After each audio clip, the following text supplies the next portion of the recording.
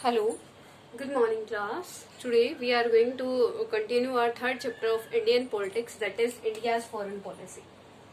Okay, chapter 3, India's foreign policy.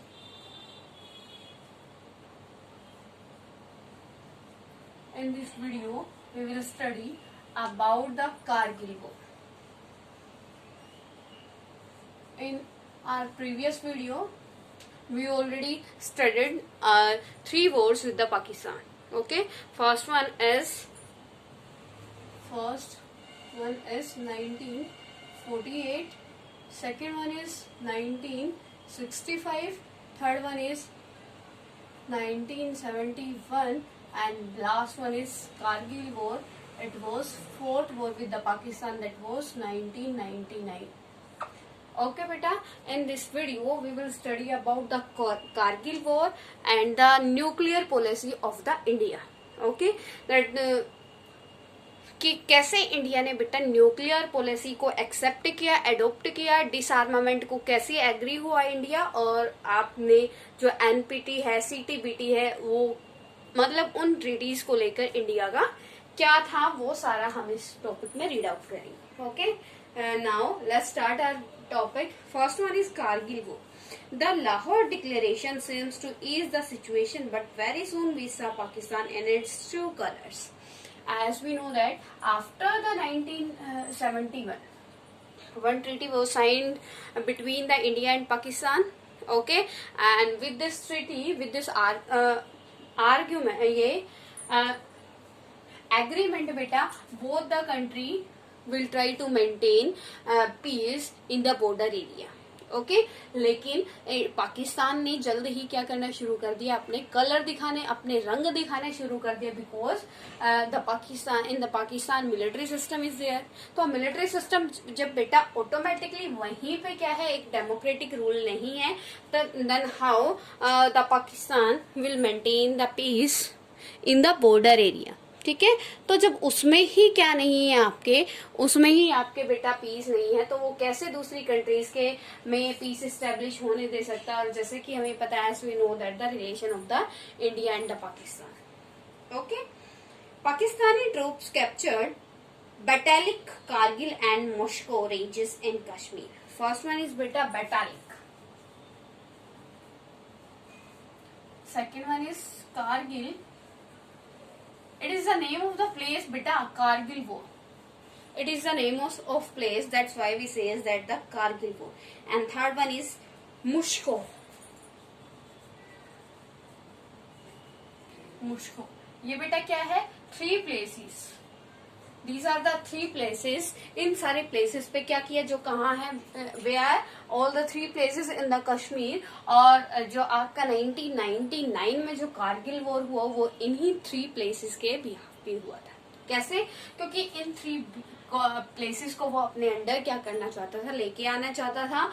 तो इसीलिए उन्होंने क्या किया, इन तीनों प्लेसेस पे अपने क्या कर दिया, अटैक करना शुरू कर दिया. ठीक है, Pakistani thus violated not any international law but also the Shimla Agreement and the Lahore Declaration.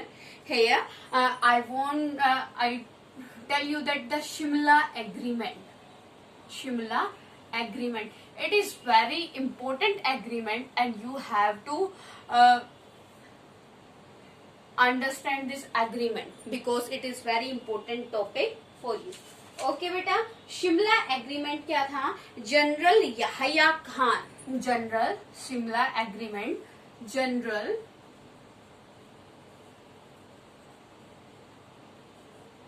यहया Khan बेटा क्या है? As we know that in the Pakistan military rule was there, the General Yahya Khan was forced to resign and Zulfikar Ali Bhutto became the Prime Minister of Pakistan. अब बेटा ये क्या है, जब general Yahya Khan क्या थे, आपके रूलर थे पाकिस्तान के, तो क्या हुआ उसके बाद, जब लोगों ने बहुत सारे क्या करने शुरू कर दिए, मतलब उसके अगेंस्ट हो गए, और उसकी जगह कौन प्राइम मिनिस्टर बना? Now the Zulfikar Ali Bhutto on the place of general Yahya Khan. Zulfikar Ali Bhutto Zulfikar Ali Bhutto became the Prime Minister of the Pakistan. Okay, and since the close of the war, Pakistan's great worry had been to secure the release of some 19,000 troops taken as prisoner of war.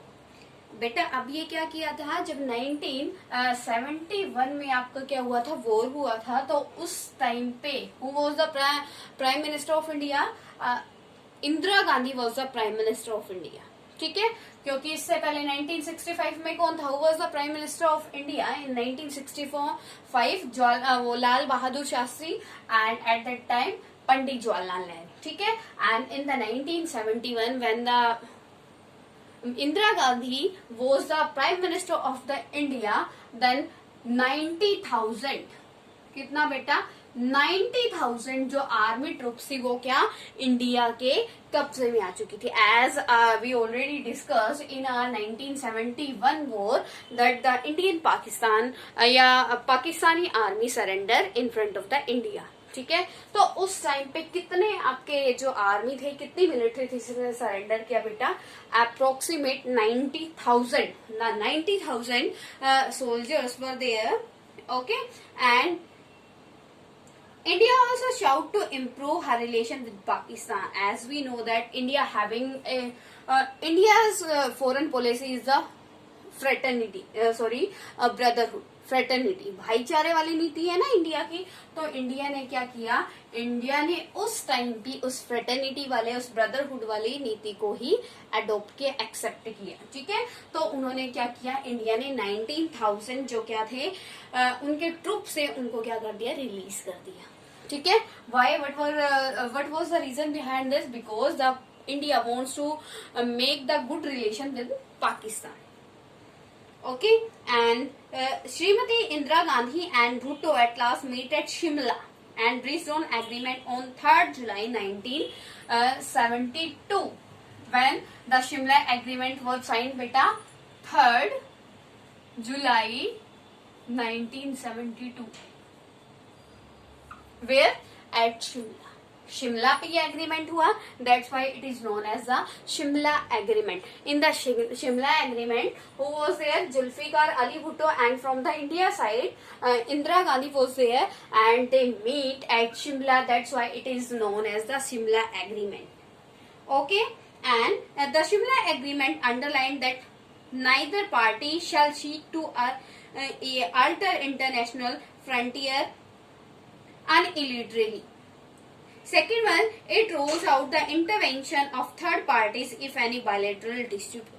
तो इस agreement के जो बेटा conditions थी, शर्त था, conclusion था, क्या था कि वो दोनों क्या पीसफुली एक दूसरे के साथ कोऑपरेट करेंगे.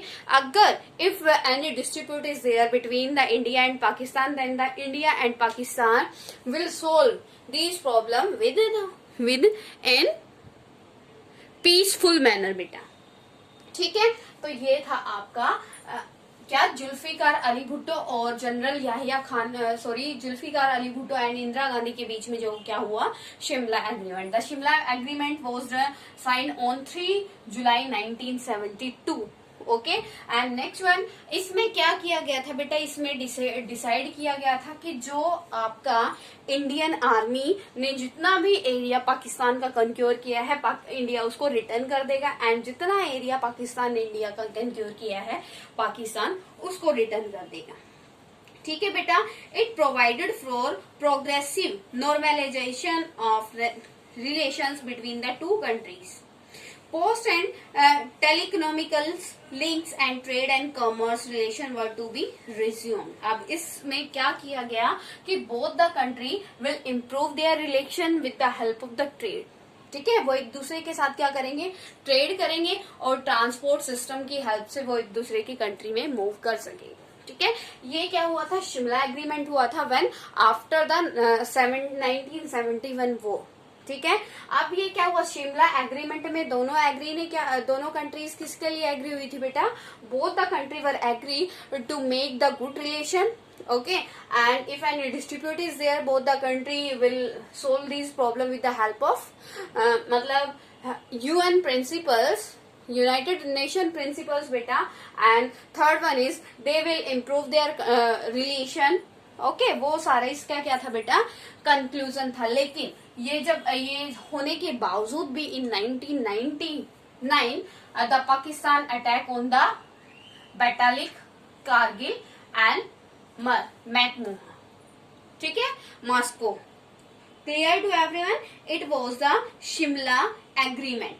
ओके बेटा, शिमला एग्रीमेंट का बेटा जो आपका मतलब लास्ट कंक्लूजन था कि उससे इंडिया और पाकिस्तान के रिलेशन में क्या क्या डिफरेंसेस आए, वो था relaxation of visa restrictions, relaxation of visa restrictions की एक दूसरे कंट्रीज के जो पीपल है वो क्या करेंगे, एक दूसरी कंट्री में इजीली मूव कर पाएंगे, ठीक है, कि एक वीजा की हेल्प से हम दोनों क्या करेंगे, एक दूसरी कंट्री में हमारे सिटीजन मूव करेंगे। सेकंड वन इज ट्रिलेटरल समिट, हम क्या करेंगे, समिट हेल्ड करेंगे जिसमें हम अपनी प्रॉब्लम्स को सोल्व करने के लिए ट्राई करेंगे, ठीक है। And Atal Bihari Vajpayee visit to Lahore in the 1999, the prime minister of India Shri Vajpayee embarked on a historical trip to Pakistan by bus. जो बेटा आपके क्या हुआ था, एग्रीमेंट हुआ था कि वीजा रिलैक्सेशन की हेल्प से क्या, कि एक दूसरे में ट्रेड करेंगे, एक दूसरे में विदाउट वीजा क्या करेंगे, मूव करेंगे with the help of the bus, ठीक है। वो बस जो चलाई गई थी तो उसमें फर्स्ट टाइम जो वाजपेयी थे हमारे, उन्होंने क्या किया था, ट्रेवल किया था। क्लियर बेटा। अब यहाँ पे क्या है कि पाकिस्तान ने क्या किया, in the 1999 the Pakistan break the all rules and regulation of the Shimla agreement and again attack on the India in Batalik, Kargil and मैकमू। ओके बेटा, clear to everyone. The president of Pakistan general Parvez Musharraf visited India in July 2001. These were the relations, ठीक है। Pakistan military resign on October 12, 1999. Pakistan after 11 years of democracy was put under military rule again. अब बेटा ये क्या था, जो आपका जनरल याहिया खान थे, general Yahya Khan was the military general. Here general, you can see the general is written in front of the name of Yahya Khan. It means military rule was there in Pakistan. Okay, and after the general Yahya Khan, who became the prime minister of Pakistan, Zulfikar Ali Bhutto. मतलब when the Zulfikar Ali Bhutto became the general, after the general Yahya Khan, the Zulfikar Ali Bhutto became the prime minister of Pakistan. And when the Zulfikar Ali Bhutto became the prime minister, it means the democracy was again established in the Pakistan. क्योंकि बेटा इस time पे किसका, military का rule था, और यहाँ पे क्या, with the help of election किसको पब्लिक ने चूज किया, अली भुट्टो ने, मतलब जुल्फिकार अली भुट्टो को, ठीक है।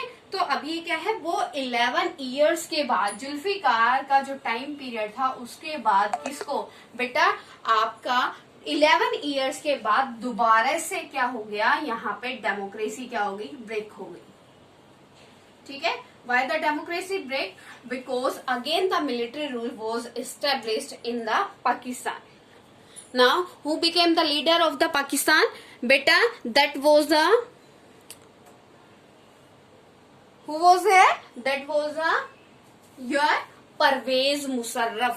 Parvez Musharraf became the general of the Pakistan. Okay, clear beta? In the 1999, one terrorist group, that is Lashkar-e-Taiba. Lashkar-e-Taiba, wait beta, first of all we will rough this. Clear to everyone this concept? Okay. Lashkar-e-Taiba,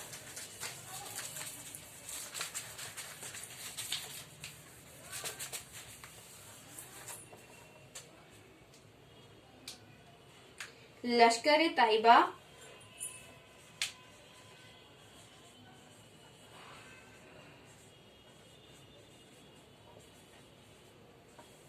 it is a name of a terrorist group. Okay beta, It was a famous terrorist group, and in November 1999, the Pakistan sponsored terrorist group Lashkar-e-Taiba attacked on army cantonment in the Srinagar. Which one, beta? The Lashkar-e-Taiba attacked on the cantonment of the Srinagar. Clear to everyone till here? In the 1991, in November 1991, the Lashkar-e-Taiba attacked an army cantonment in Srinagar. The hijacking of India's civilian plane in December 1999. 99 में बेटा in December, here in November, attack on the Srinagar army containment, and in December 1999 one Indian plane was hijacked. Indian civilian plane, better not a military plane, civilian plane was hijacked by the Lashkar-e-Taiba. Okay, Lashkar-e-Taiba क्या था? आपका terrorist group था, तो उसने क्या किया? आपके India के सिविलियन को हाईजैक कर लिया। The president of Pakistan general Parvez Musharraf visited India in July 2001. In July 2001, Pervez Musharraf visited in India.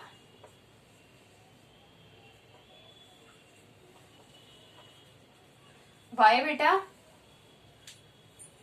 After the Kargil war in the 2001, the Pervez Musharraf, the president of the Pakistan, visited in India.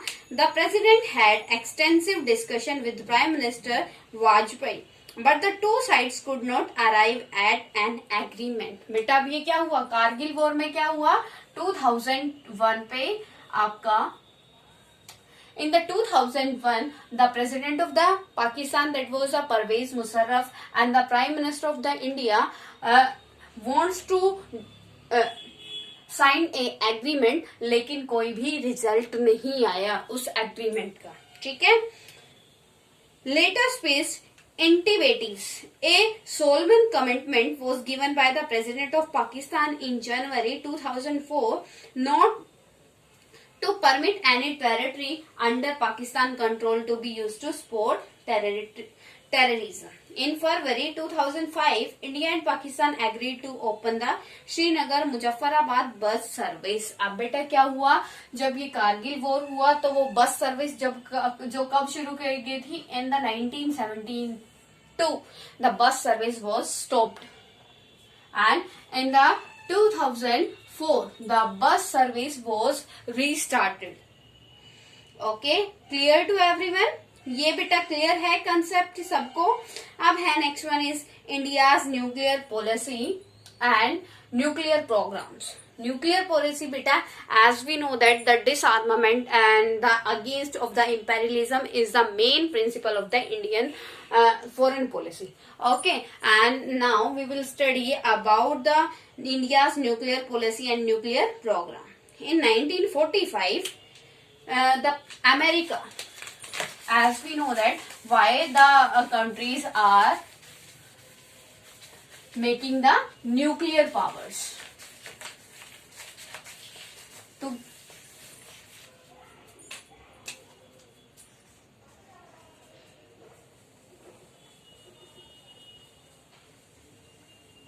India's nuclear policy and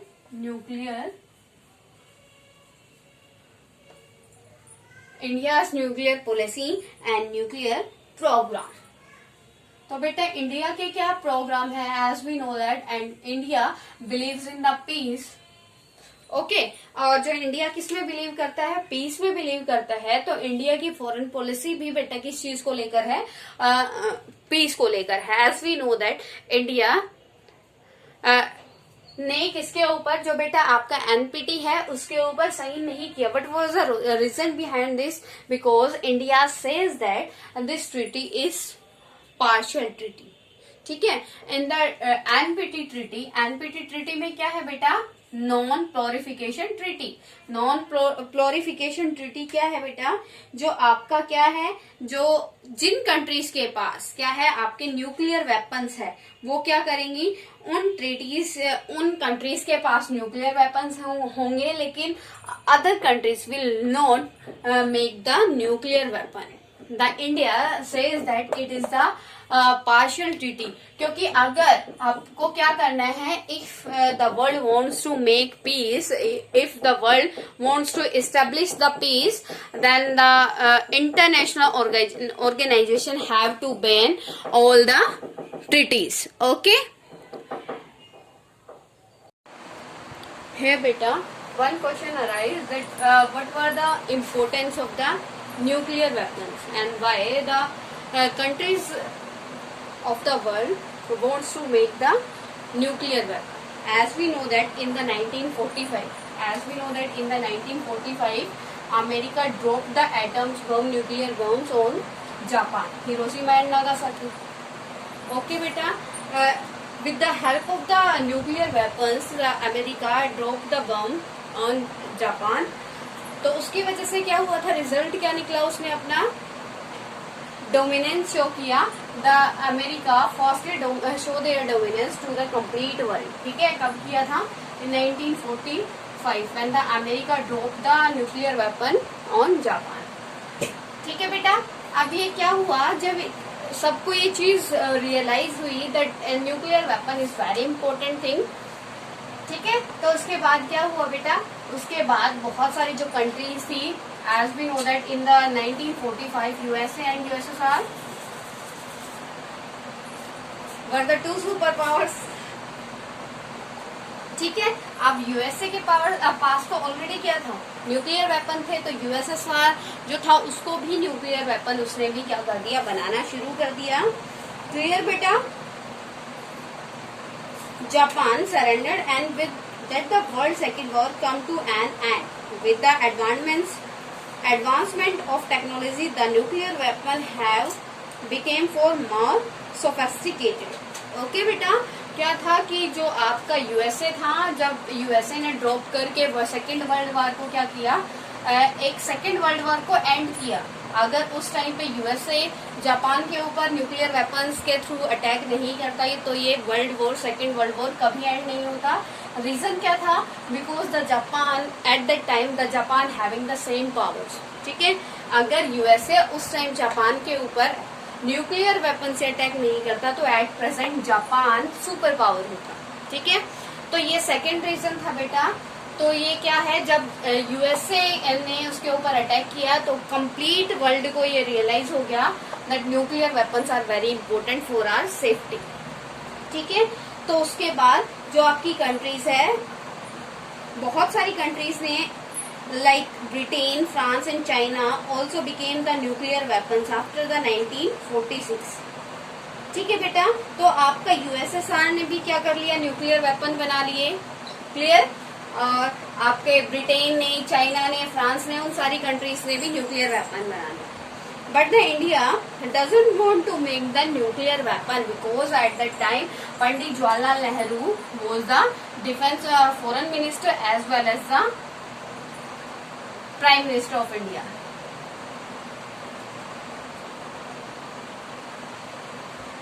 Pandit Jawaharlal Nehru was the foreign minister as well as the Prime Minister of the India, and the Pandit Jawaharlal Nehru believes in the fraternity. ठीक है, और वो piece में believe करते थे, तो वो nuclear weapons बनाना नहीं चाहते हैं। Clear, in 1963 Limited Nuclear Test Ban Treaty NTBT Nuclear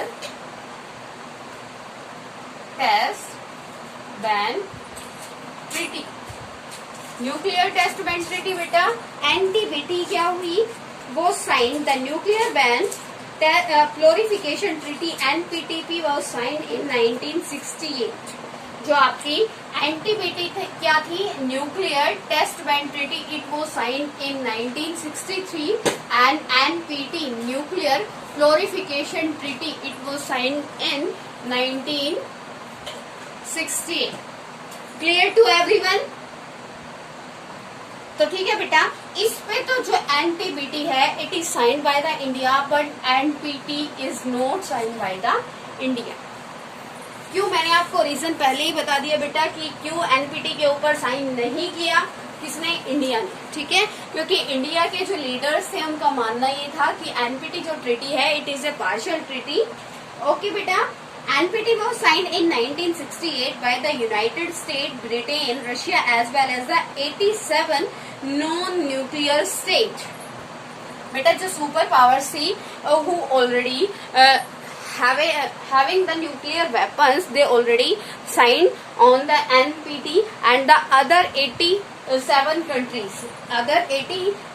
countries also signed this treaty. NPT क्या था बेटा? Nuclear purification treaty. Nuclear purification treaty के अंडर क्या था कि जो कंट्रीज जिनके पास वेपन्स हैं वो उनको कंटिन्यू करेंगे, अदरवाइज बाकी कोई भी कंट्री न्यूक्लियर वेपन्स नहीं बनाएगी। ठीक है, तो इंडिया ने इसके ऊपर साइन नहीं किए, as well as the Pakistan not sign this type of treaty. Okay बेटा, and the nuclear states were not to encourage any non-nuclear state to manufacture nuclear weapons. The non-nuclear state could develop and make use of nuclear energy for peaceful purpose. अब क्या किया गया?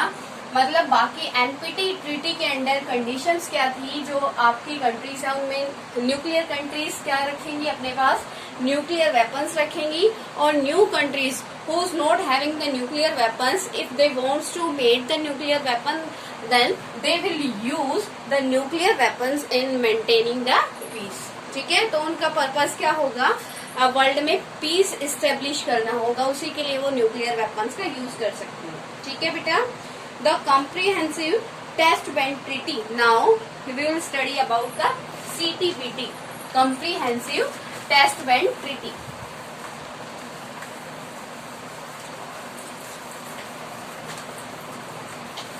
You have to know the sign date of these treaty. First one beta CTBT. CTBT, the Comprehensive Test Ban Treaty. It was valid for a term of 25 years. The Non-Proliferation Treaty, come here. NPT was signed in 1968 but come in force 1970. You have to learn this date beta. Next one is May 1995, some 178 nations had signed the NPT. As we know that total countries approximately in the world 207 countries are there, and out of 207 countries 185 countries signed this NPT. Okay beta, and India and many other nations had refused to ratify the treaty because it was discriminatory and was based in favor of nuclear powers. Okay, in 1995 the NPT Revived Conference decided to extend the treaty indefinitely. 195, in the 195 again one conference is there. As I told you, it was only for the 25 years.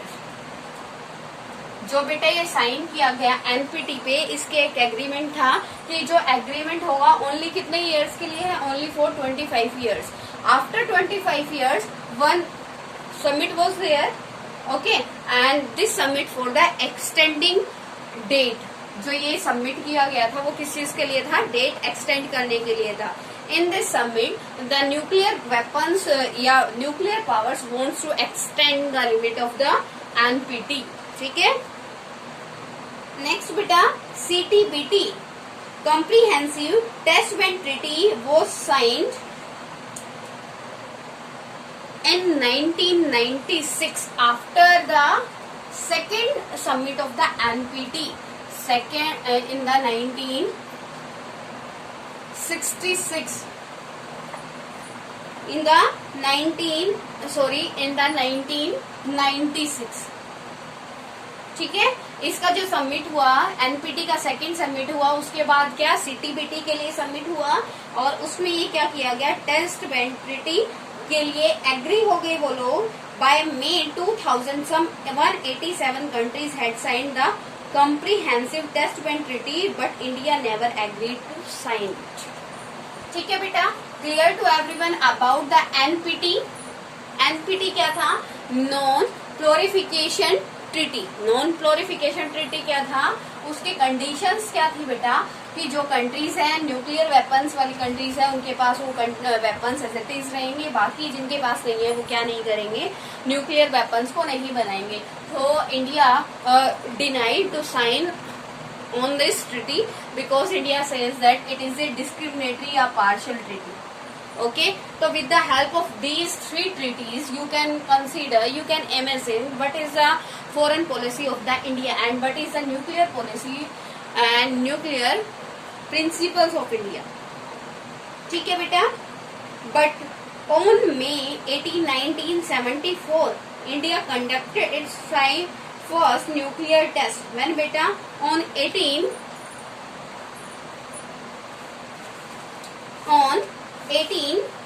1974. It is very important for you, so please listen to me carefully. 18 May 1974. 18 May 1974. And who was the Prime Minister of India in the 74? The Indira Gandhi. Indira Gandhi was the Prime Minister at the time of the first test of the nuclear weapon. Okay, but then the Prime Minister of India, Srimati Indira Gandhi, termed it as peaceful nuclear explosion. जैसे कि बेटा मैंने आपको पहले ही बताया, the Pandit Jawaharlal Nehru doesn't want to make the nuclear weapon. Why? Because Pandit Jawaharlal Nehru was believe in the piece.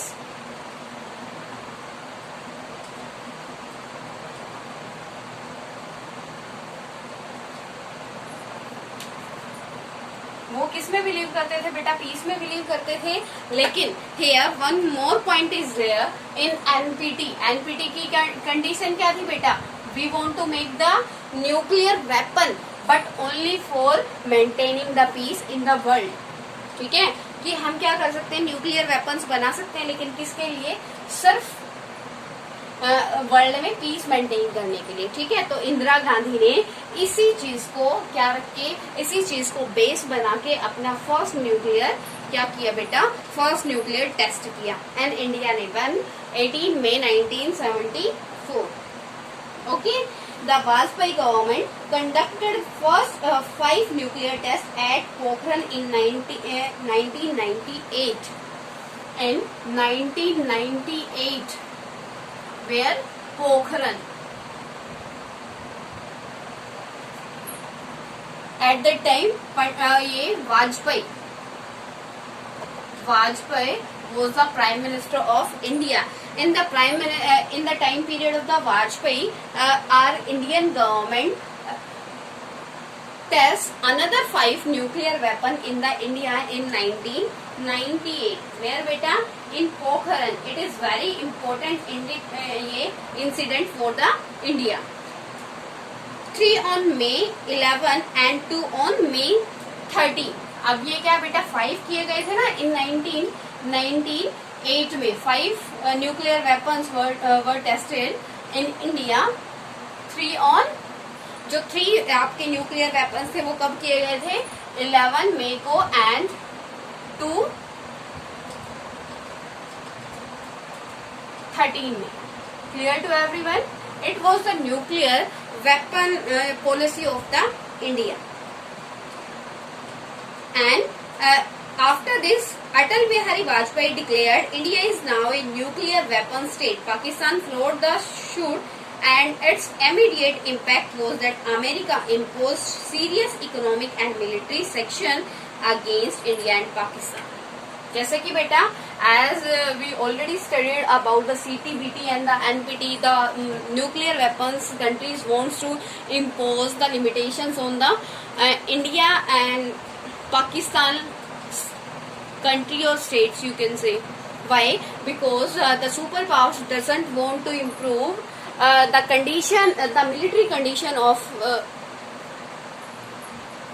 अनन्यूक्लियर weapons countries, क्योंकि उनको ये था कि अगर ये भी क्या कर लेंगे, न्यूक्लियर वेपन्स बना लेंगे, तो हमारी पावर्स क्या हो जाएगी, मतलब वीक हो जाएगी.